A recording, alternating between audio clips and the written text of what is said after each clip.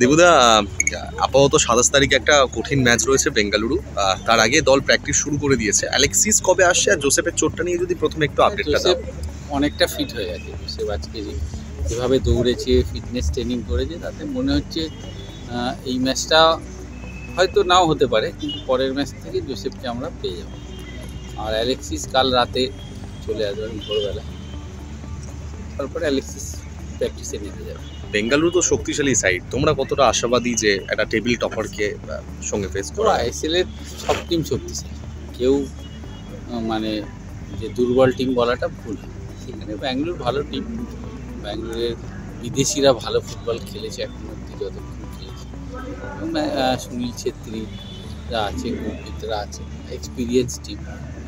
তবে আমাদের home match আমরা জেতার জন্য খেলবো। আমরা যে ফুটবল খেলার চেষ্টা করেছি প্রথম দিন থেকে, সেইটাই খেলার চেষ্টা করি।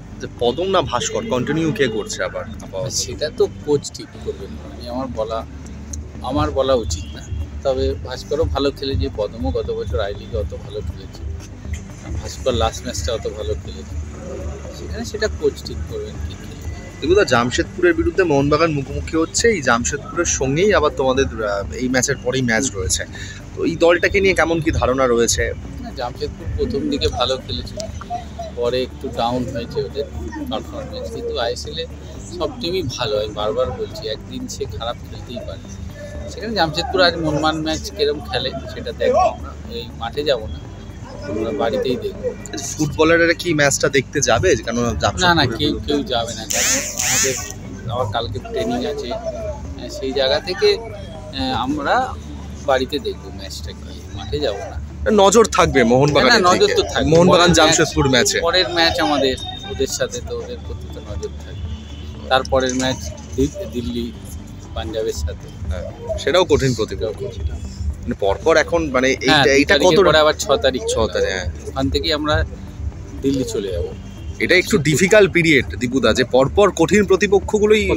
আরে আইএসএল তো সবই কঠিন, কেউ তো ইজি না।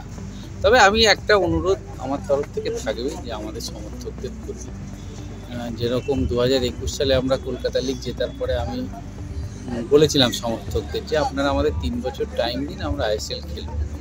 আইএসএল খেলছি, আমরা আইএসএল খেলতে এসেছি। আমরা এই অনুরোধটা থাকবে যে এই খেলোয়াড়দের একটু সময় দিন, এরা ভালো, এটা আমার অনুরোধ। Thank you Dipuda.